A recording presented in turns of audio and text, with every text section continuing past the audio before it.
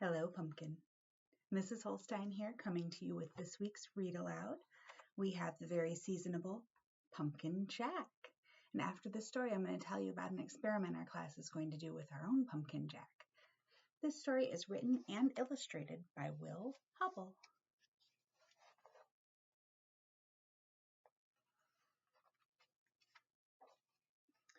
When Tim carved his first pumpkin, it was fierce and funny and just perfect. A jack-o'-lantern deserved a name, so Tim gave it one, Jack. Have you ever carved a jack-o'-lantern? Have you ever named it?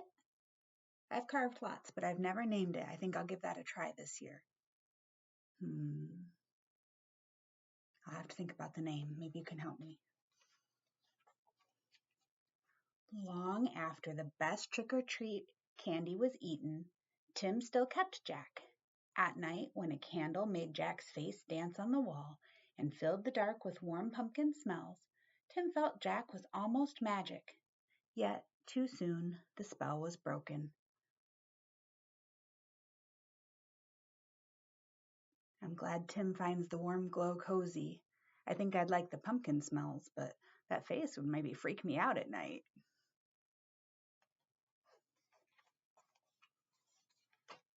This pumpkin is beginning to rot, announced Mom. It's time to throw it out. Tim knew it was useless to argue. He carried Jack to the garden, which was filled with the brown ghosts of last summer's plants.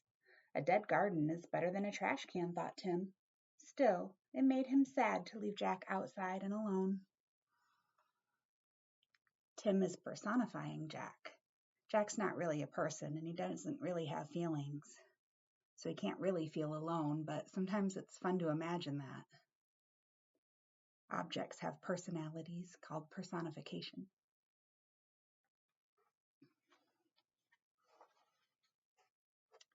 Whenever chores or play brought Tim to the garden, he looked at Jack. Every time, Jack was different. How do you think Jack might be different?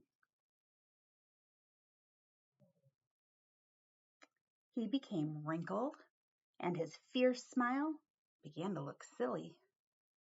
What do you think? Is that silly? His strong teeth are kind of coming in like this. Mold spread over Jack's bright orange skin. As the days turned colder, Jack grew flatter.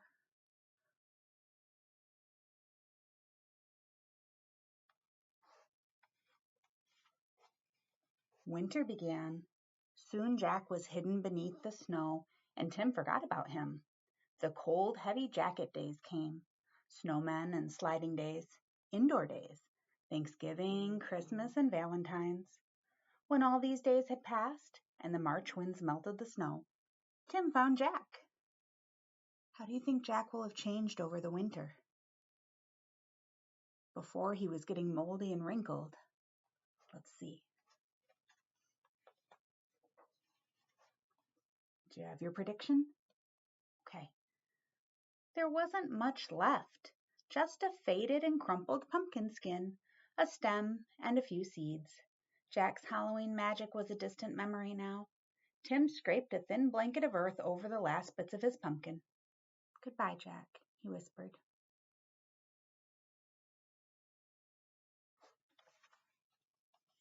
The tone of the story just got a little sad, didn't it? Yeah. When spring turned barefoot warm, a tiny sprout appeared where Jack had been. Tim found it and guessed what it was. What's your guess?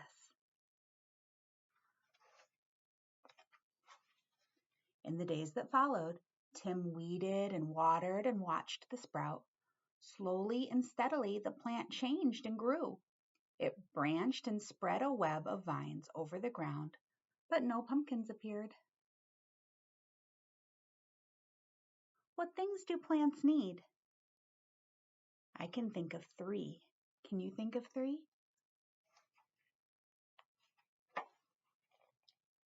Sunshine, water, and good soil. Very good. The days turned hot. Flowers opened on the plant each morning, yellow stars that twisted shut forever in the afternoon. Still, There were no pumpkins.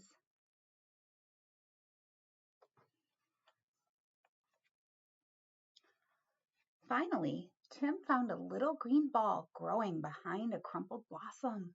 A pumpkin! Tim let out a whoop and ran to show his mom. By August, the plant had spilled onto the lawn. Tim's favorite game became pumpkin hunting. He carefully waded among the leaves, searching for green pumpkins like hidden treasures. Can you see any pumpkins in the illustration? There's a big one. There's a blossom turning down and a little pumpkin growing. Here's another. Would you like to grow pumpkins? I would like to try. There's a lot of groundhogs in my yard. I'm not sure if they'd make it. School began again, and the days cooled. Tim had less time to visit the garden. When he did, the pumpkin plant seemed tired. There were few new leaves, and the old tattered ones no longer hid the fat green pumpkins. Then, one October morning, Tim woke to see frost coating the garden. The frozen plants seemed to change to pale blue glass. What lovely sensory descriptions. Frost on the leaves making them look like pale blue glass. Not only can I imagine seeing that, but I imagine the smell of the frost. Can you imagine feeling the cold wind?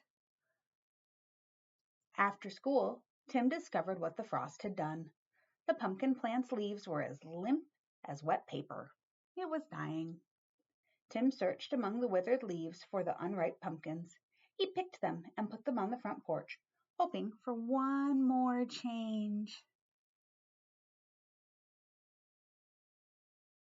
They're still pretty green. Sometimes in my garden we have green tomatoes that fall off the vines.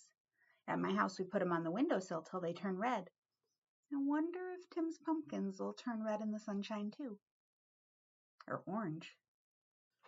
By Halloween, the pumpkins had ripened to bright orange.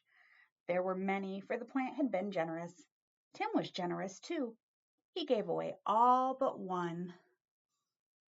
What does generous mean? Let's take a look at that word. Generous. We can look at the context around it. There were many, many pumpkins because the plant had been generous. So having many is generous, maybe? Tim was generous too. He gave away all but one. So we have many and we have gave away, having to do with generous. Wonder if generous means something about giving lots. Am I right?